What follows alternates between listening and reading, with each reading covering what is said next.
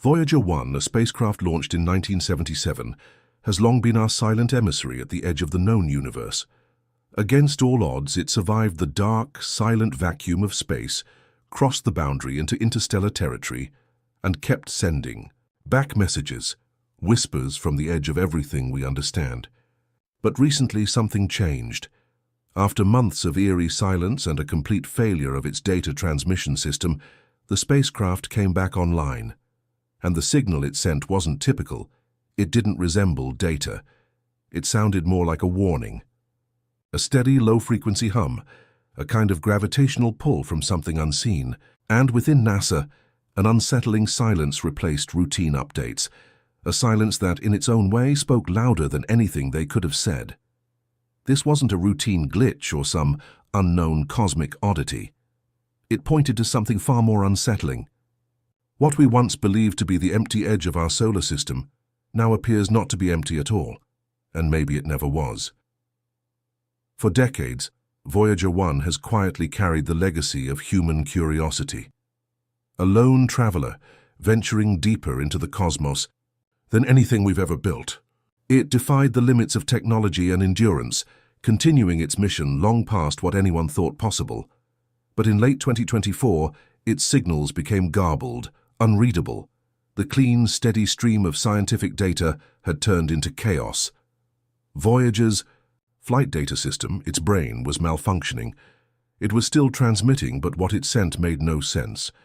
For 5 painstaking months, NASA worked in near-complete silence, unsure if Voyager could even understand the commands being sent.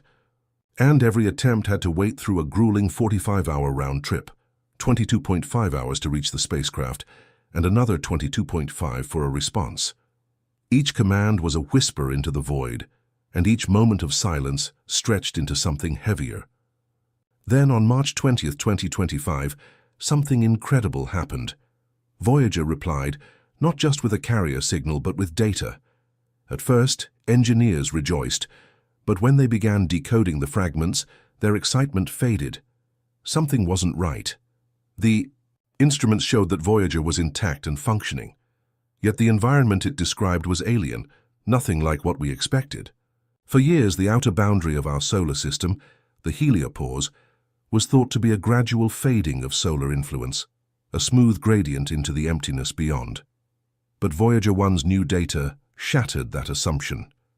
What it found was not a gentle transition, but a violent, chaotic barrier, a wall of plasma, pressure spikes, and bursts of radiation far more intense than any model had predicted. It was a disturbance zone, where familiar laws of space seemed to bend, fracture, and then snap back into place with force. But what truly sent chills through the team were the density readings, massive fluctuations in the particles around Voyager. The data suggested something was compressing the space itself. A strange oscillation was recorded, like a heartbeat pulsing through the edge of the solar system. It wasn't electronic noise or malfunction. The signal was consistent, captured across multiple instruments, and it grew more pronounced the deeper Voyager moved. This rhythmic physical pulse in the dark pointed to something disturbing. That the solar system's edge was not just a line on a map, but something reactive, possibly even aware.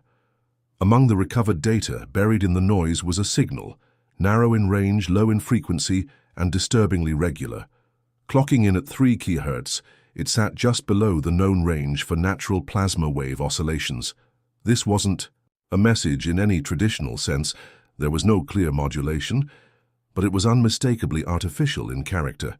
Voyager had actually heard it before, faintly, years ago. Back then it was dismissed as ambient background noise, but with improved processing and the probe closer than ever, the signal became undeniable. It had always been there, just too faint to recognize, until now. What made the signal even more puzzling was its persistence.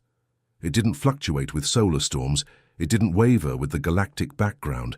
It was constant, unmoved, like the ticking of a hidden clock, buried in the dark. Some scientists tried to explain it as a natural plasma resonance, but as Voyager continued, the signal didn't grow louder, it grew clearer, sharper. It began to show definition, structure. It wasn't random, it seemed intentional. And that's when the gravity of the situation began to take hold. As this signal was decoded, another anomaly came into focus. Voyager 1 was drifting, not because of any propulsion event or system error. It was being pulled. Its trajectory showed a slow, deliberate deviation, a movement caused by something external, something unaccounted for. Yet when NASA compared the data to all known celestial maps, they found no source of this pull, no stars, no planets, no black holes, just empty space, and something in that space was exerting force. NASA began redirecting instruments, deep space arrays, and observatories toward the region Voyager was approaching. But nothing was found.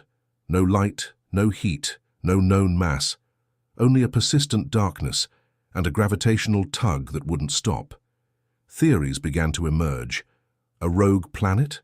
A black hole? A dense pocket of dark matter? None of those explanations fit. They could not account for everything. The signal, the plasma barrier, the rhythmic density pulses, the changing trajectory. Voyager 1 wasn't falling. It was being drawn, not towards something we could chart or observe, but towards something unknown. And now the silence from NASA began to take on a different meaning. Updates once made public started to slow down. Reports were redacted. Engineering teams that had been open about their work stopped sharing. Internal sources whispered about private briefings and outside agencies getting involved, groups that typically step in when discoveries move beyond science into matters of national concern. The quiet inside NASA's Jet Propulsion Laboratory grew heavier. Engineers who once discussed minor system tweaks and trajectory corrections stopped talking. Even those known for speaking to the press withdrew. Voyager 1 had crossed a line, not just in space but in consequence. Whatever it sent back wasn't just data anymore. It had become something else, something not meant to be widely known. Independent researchers took notice. The gravitational anomaly? Some said it was a dense cluster of dark matter. Others suggested the signal might be the last echo of some ancient cosmic event, still reverberating through time. But then the more radical theories began to surface. What if the signal wasn't natural? What if it was a response? What if Voyager, in crossing the heliopause, had triggered something, a kind of switch like activating a mechanism far older than human civilization? Some pointed back to earlier anomalies in space exploration, strange decelerations noticed by Pioneer 10 and 11 decades ago, long dismissed as thermal effects. What if those early probes had only brushed the edge of a frontier Voyager is now fully entering? And then came the most unsettling theory, that Voyager wasn't heading toward an object, but toward an answer. That the signal wasn't just a coincidence, it was a reply.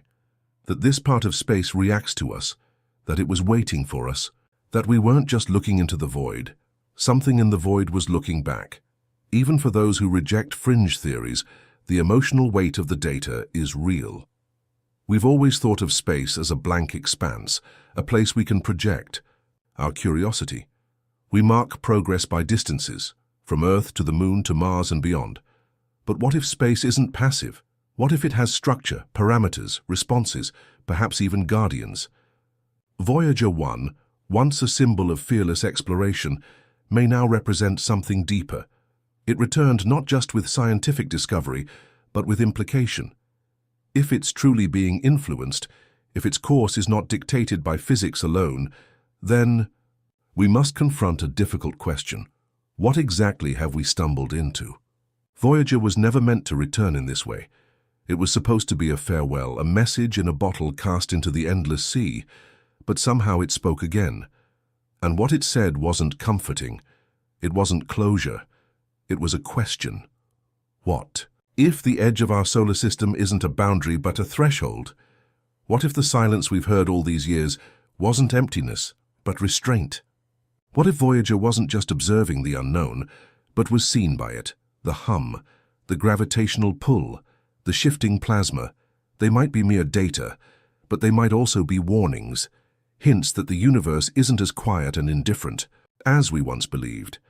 That beyond the edge of the sun's reach there are forces that watch, that wait, and maybe, just maybe, respond. And now we face the question no one wants to ask out loud.